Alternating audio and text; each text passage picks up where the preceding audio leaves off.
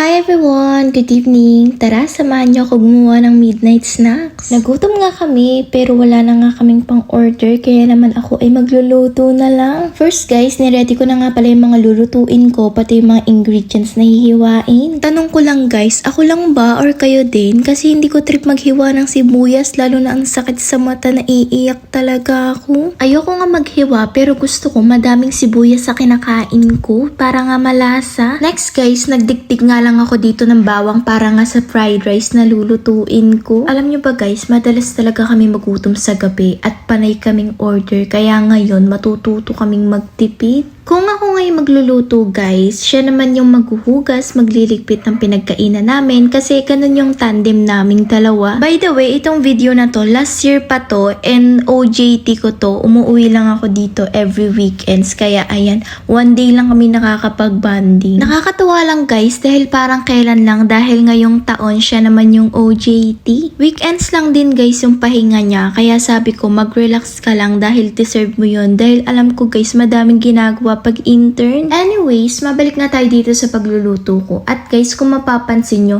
minsan lang kami mag-instant noodles ha. Advice ko lang guys, kasi masama yan sa katawan, lalo na yung mga nasa loob niyan, yung mga sauce, yun yung pinakamasama. Kaya dapat bihira lang kayo mag-noodles, ganyan. O, ang tip ko naman sa inyo guys, kapag maghihiwa kayo, need talaga ng ganyan. Charing.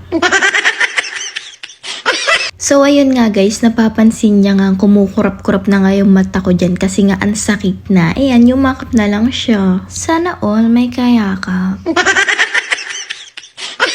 At ayun nga, patapos na nga ako dito. Hindi lang nakita sa video. Pero ayun nga guys, magluluto na ako at magdudurog na din ako dito ng kanin. By the way, thank you for watching guys. And don't forget to like and follow and share. Follow nyo na rin ako sa Facebook, sa TikTok. Subscribe na rin kayo sa YouTube ko and dito sa page ko. Thank you. Have a nice day.